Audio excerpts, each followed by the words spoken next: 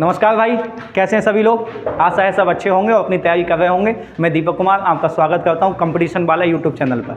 मैंने आपको इतिहास में कल गुलाम वंश की वीडियो आपको दी थी।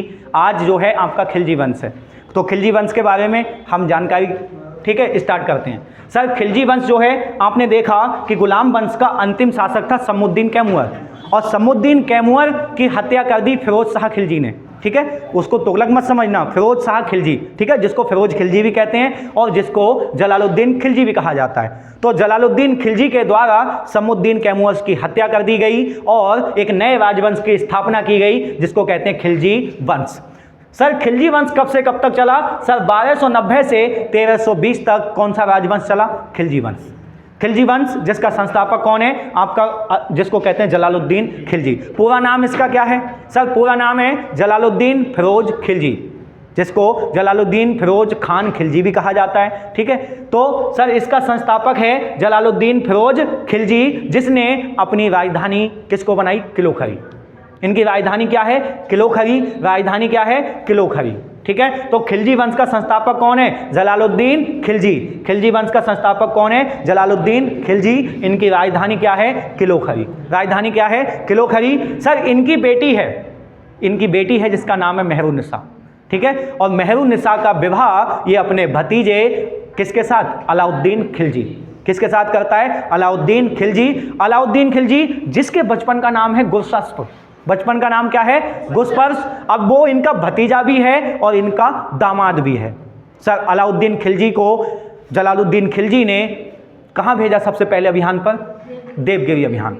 सर, अलाउद्दीन खिलजी सबसे पहले अभियान पर कहाँ गया? देवगिरी अभियान पर। और 1296 में जब ये देवगिरी अभियान पर गया तो इसने वहाँ के राजा, देवगिरी अभियान में वहाँ के राजा रामचंद्र को पराजित कर दिया। और सर, इसने रामचंद्र को जब पराजित किया तो देवगिरी को लूट लिया और देवगिरी से बहुत सारा पैसा लूटा इसने, बहुत सारा धन लूटा, लेकिन उसमें बहुत सारा धन खर्च भी हो गया, जिसके उस धन के आपसी विवाद को लेकर इसने अपने चाचा जलालुद्दीन खिलजी की हत्या कर दी। अपने चाचा जलालुद्दीन खिलजी की हत्या कर दी और दिल्ली की गद्दी पर कौन बैठ गया? अलाउद्दीन खिलजी। सर, अलाउद्दीन खिलजी जिसके बचपन का नाम क्या है? गुरशस्प है, इसने अपनी राजधानी कड़ा मणिकपुर को बनाया। किसको बनाया? कड़ा मणिकपुर को। ठीक है सर, कड़ा मणिकपुर इसने अपनी राजधानी बनाई। बाकी इसकी जानकारी बाद में दूंगा, पहले इसके कुछ अभियान हैं, उन अभियानों के बारे में आपको बताऊं। सर, अलाउद्दीन खिलजी ने कौन कौन से अभियान किए? इसके अभियान में इसके साथ इसके सेनापति नुसरत खां शामिल था, जफर खान, ठीक है, वो भी शामिल था, उलूग खान वो भी शामिल था, और बाद में कौन आया? मलिक काफूर। ठीक है, तो इनने इसके अभियान किए, उसमें बताऊंगा। सर, इसका जो है पहला अभियान हुआ 1296 में देवगिरी अभियान। 1296 में देवगिरी अभियान, जहां पर राजा रामचंद्र को इसने पराजित कर दिया। उसके बाद सर 1297 में इसने गुजरात पे आक्रमण कर दिया। ठीक है, इसने कौन सा अभियान किया? गुजरात अभियान। और सर, गुजरात अभियान में इसने गुजरात के राजा कर्णदेव को पराजित कर दिया। इस अभियान में जो मुख्य भूमिका निभाने वाला था वो इसके साथ इसका सेनापति नुसरत खां था। तो क्वेश्चन कभी कभी बन जाता है कि अलाउद्दीन के उत्तर भारत अभियान किसके नेतृत्व में हुए? तो नुसरत खां। किसके नेतृत्व में हुए? नुसरत खां के। जब ये गुजरात पर आक्रमण कर रहा था तो उस समय राजस्थान के राजाओं ने बीच में हस्तक्षेप कर दिया। तो इसने कहा कि ठीक है, अभी तो मैं बदला नहीं लूंगा उसका, लेकिन गुजरात विजय के बाद इनसे भी बदला लिया जाएगा। तो इसने गुजरात अभियान के बाद 1301 में रणथंबोर पर आक्रमण कर दिया। तो इसने रणथंबोर पे अभियान किया, ठीक है, और रणथंबोर को जीत लिया। उसके बाद 1303 में इसने चित्तौड़ अभियान किया। कौन सा अभियान? चित्तौड़। सर, चित्तौड़ अभियान किया, जहां के राजा कौन थे? रतन सिंह, जिनकी पत्नी थी पद्मावती, और पद्मावती बेहद सुंदर महिला थी। इतिहासकारों ने माना है कि अलाउद्दीन ने पद्मावती को चाहने के चक्कर में उस पर आक्रमण कर दिया था। ठीक है सर, पद्मावती के जीवन पर आधारित लिखा गया पद्मावत। क्या लिखा गया? पद्मावत। जो किसने लिखा? मलिक मोहम्मद जायसी के द्वारा। ठीक है, महाकवि मलिक मोहम्मद जायसी ने पद्मावत लिखा, और पद्मावत किसके जीवन पर आधारित है? महारानी पद्मावती के जीवन पर आधारित है। ठीक है सर, राणा रतन सिंह के दरबार में दो सेनापति हैं, गोरा और बादल। गोरा सिंह, बादल सिंह।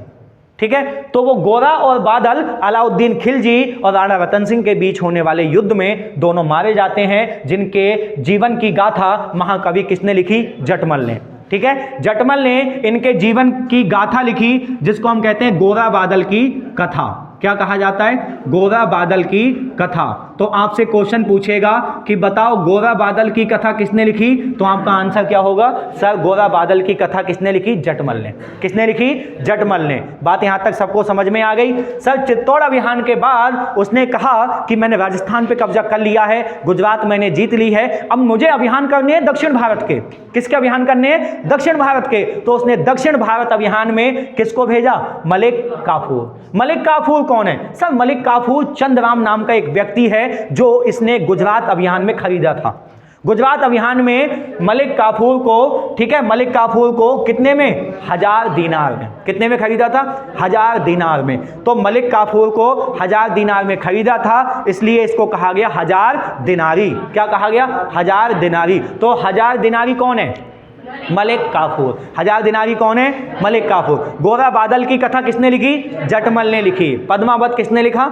जायसी ने। ठीक है, तो इसके दक्षिण अभियान का नेतृत्व करने वाला कौन है? मलिक काफूर। उसके बाद हुआ क्या? सर 1309 में इसने वारंगल पर आक्रमण कर दिया। ठीक है, वारंगल पर आक्रमण करने वाला कौन है? मलिक काफूर। जब इसने वारंगल पर आक्रमण किया तो वारंगल के राजा प्रताप रुद्रदेव, वारंगल के राजा कौन है? प्रताप रुद्रदेव। तो प्रताप रुद्रदेव ने मलिक काफूर की अधीनता स्वीकार की।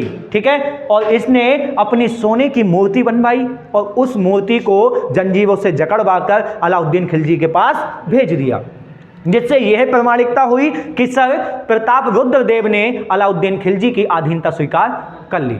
ठीक है सर, वारंगल अभियान से ही इनको क्या मिला? कोहिनूर हीरा।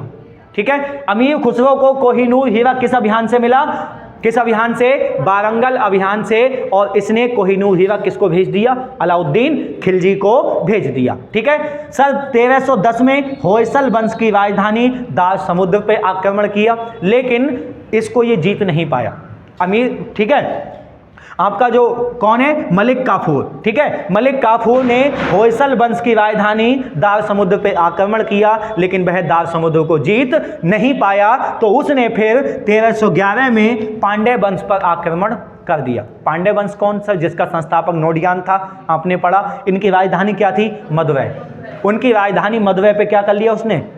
कब्जा कर लिया। किसने? मलिक काफूर ने। तो आप ये समझ लो कि उत्तर में दिल्ली से लेकर कहां तक? मदुरै तक किसका शासन हो गया? अलाउद्दीन खिलजी। अलाउद्दीन खिलजी का ऊपर सिंध के क्षेत्र पर पूरा कब्जा है, लेकिन सिंध की जो सीमाएं हैं वो उतनी ज्यादा मजबूत स्थिति में नहीं है। क्यों? क्योंकि अलाउद्दीन खिलजी के समय मंगोलों का आक्रमण हुआ है। क्वेश्चन पूछे कि बताओ मंगोलों का सबसे ज्यादा आक्रमण किसके शासनकाल में हुआ है, तो आपका आंसर क्या होगा? अलाउद्दीन खिलजी। अलाउद्दीन खिलजी के समय मंगोलों ने सबसे ज्यादा आक्रमण किया और मंगोल आक्रमण में ही इसके सेनापति जफर खान की क्या हो गई? मृत्यु। इसके सेनापति जफर खान, सेनापति कौन? जफर खान। जफर खान की मृत्यु हो गई कौन से आक्रमण में? मंगोल आक्रमण में इसके सेनापति जफर खान की मृत्यु हो गई। दक्षिण भारत अभियान किसने किए हैं? मलिक काफूर। दक्षिण भारत अभियान किसने किए? मलिक काफूर। ठीक है, गुजरात अभियान या उत्तर भारत के अभियान किसके नेतृत्व में? नुसरत खां। किसके नेतृत्व में हुए? नुसरत खां के नेतृत्व में। ये 3 प्रमुख सेनापति हैं इसके, नुसरत खां, जफर खां, मलिक काफूर। एक उलूग खां का भी नाम मिलता है। ठीक है, लेकिन ये 3 आपके लिए मोस्ट हैं। उत्तर भारत अभियान किसने किए हैं? नुसरत खां ने। किसने किए हैं? नुसरत खां। मंगोल आक्रमण में कौन मारा गया? जफर खां। और दक्षिण भारत अभियान किसने? मलिक काफूर। बात यहां तक समझ में आ गई? ठीक है, इससे आगे अब चल रहे हैं। ठीक है, आपको यहां तक आशा करता हूं सबको समझ में आ गया होगा। ठीक है, आगे देखो मलिक इसके अलाउद्दीन खिलजी के बारे में आगे जानकारी क्या कहती है। ठीक है जी, अब आगे आपकी बात आगे स्टार्ट है कि सर अलाउद्दीन खिलजी के बारे में मैंने कहा कि इसने खलीफा के पद को मान्यता ज़्यादा नहीं दी। ये अपना एक धर्म चलाना चाहता था, क्योंकि इसका उद्देश्य ये था कि मैं खुद को खलीफा घोषित कर दूं। इसने कहा कि मैं अपना एक धर्म चलाऊंगा और उस धर्म के पुरोहित जो है अपने दरबार में से लोगों को बनाऊंगा। लेकिन हुआ क्या? हुआ ये कि इनके जो दरबारी विद्वान थे उन्होंने मना किया कि देखो धर्म चलाना ऐसे संभव नहीं है, क्योंकि उसके लिए धर्म गुरु भी चाहिए, धर्म गुरु भी चाहिए। इसने कहा नहीं, हमारे पास धर्म गुरु हैं, हमारे पास धर्म गुरु हैं। और धर्म गुरु इसने किसको बनाना चाहा? अब्दुल लतीफ़ को। अब्दुल लतीफ़ अलाउद्दीन खिलजी के गुरु हैं, जिसने इन्हें शिक्षा दी है, अब्दुल लतीफ़ को। तो उसने कहा हम अब्दुल लतीफ़ को बना देंगे, लेकिन उलेमाओं लोगों ने, उलेमा कहते हैं धर्म के जानकार लोगों को, उलेमा, तो उलेमाओं लोगों ने कहा नहीं, धर्म चलाना ऐसे पॉसिबल नहीं है, आप राजा हो, आप केवल शासन करो। तो इसने फिर जो है धर्म तो नहीं चलाया, लेकिन हुआ क्या? हुआ ये कि सर इसने खलीफा से जो सुल्तान की उपाधि थी वो धारण नहीं की। इसने कहा कि मैं सुल्तान की उपाधि धारण नहीं करूंगा, क्योंकि मैं खुद सुल्तान हूं, और इसने खुद को स्वतंत्र सुल्तान कहा, और इसीलिए इसको वास्तविक संस्थापक भी कहा गया।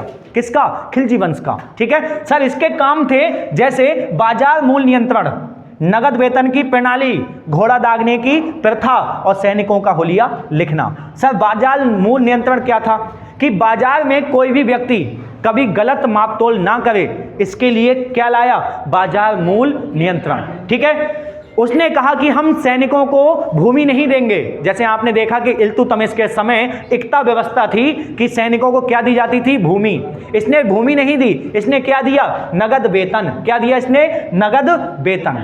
तो नगद वेतन प्रणाली किसकी है? अलाउद्दीन खिलजी। बाजार मूल्य नियंत्रण किसका है? अलाउद्दीन खिलजी। सर इसने घोड़ा दागने की प्रथा, सर घोड़ा दागने की प्रथा क्या थी? घोड़ा दागने की प्रथा ये थी कि अस्तबल में से जो राजसी घोड़े थे उनकी तस्करी हो जाती थी, तो उस तस्करी को रोकने के लिए जितने राजसी घोड़े होते थे उन पर सरकारी मोहरें लगाई गईं।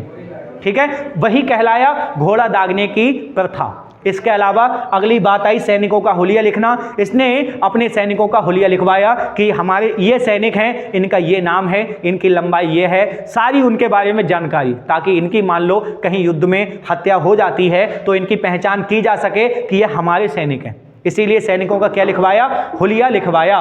तो आप समझे कि सर बाजार मूल्य नियंत्रण, नगद वेतन की प्रणाली, घोड़ा दागने की प्रथा और सैनिकों का हुलिया लिखना, ये किसने करवाया? अलाउद्दीन खिलजी ने। किसने करवाया? अलाउद्दीन खिलजी ने कराया। ठीक है सर। अलाउद्दीन खिलजी ने स्थापत्य कला पे काम किया। जैसे उन्होंने, मैंने आपको बताया कि कुबत उल इस्लाम मस्जिद थी। ठीक है, कुबत उल इस्लाम मस्जिद बनी किसके द्वारा? ऐबक के द्वारा। ठीक है। फिर इसने एक मस्जिद बनवाई, जमियत खाना मस्जिद भी बनी, जमियत खाना मस्जिद। तो इसने जमियत खाना मस्जिद बनवाई, और उस जमियत खाना मस्जिद में जो दरवाजा हुआ था उसका नाम था अलाई दरवाजा। तो अलाई दरवाजा किसने बनवाया? अलाउद्दीन खिलजी ने। ठीक है। और इसने 1000 खंबा महल बनवाया। कौन सा महल? 1000 खंबा महल। और सीरी का किला, सीरी का किला। अलाउद्दीन खिलजी ने एक बार कुतुब मीनार को देखकर कुतुब मीनार की तर्ज पर एक अलाई मीनार बनवाने की कोशिश की, लेकिन हुआ क्या कि जैसे कुतुब मीनार के जो स्थापत्य वाले व्यक्ति थे, जो वास्तुकार थे, वो योग्य थे इतने कि वो बना सके उसको, फिर भी कंप्लीट उससे नहीं हुई थी। बाद में इल्तुतमिश ने कराई थी, लेकिन इसने कोशिश की, लेकिन इनसे नहीं बन पाई। कुतुब मीनार के पास में ही अलाई मीनार बनाने की कोशिश की गई, लेकिन उसमें सफलता नहीं मिली इन्हें। ठीक है। तो सीरी का किला, अलाई मीनार, अलाई दरवाजा, 1000 खंबा महल, ये काम किसके हैं? अलाउद्दीन खिलजी के हैं। सर अलाउद्दीन खिलजी की प्रशासनिक व्यवस्था की बात करें तो आप देखोगे सर इनका सैन्य विभाग जो था उसे कहा गया दीवान ए आरिज। क्या कहा गया? दीवान ए आरिज। और दीवान ए अर्ज किसका? बलबन। दीवान ए अर्ज किसका था? बलबन। और दीवान ए आरिज किसका है? अलाउद्दीन खिलजी। सर अलाउद्दीन खिलजी ने अपना राजसी जो भी आदेश होगा वो जनता तक पहुंचाने के लिए, जनता वो उसका पालन करे, उसके लिए कौन सा? एक डाक विभाग बनाया जिसको कहा गया दीवान ए इंसा। दीवान ए इंसा। तो दीवान ए इंसा क्या है? इनका डाक विभाग है। ठीक है।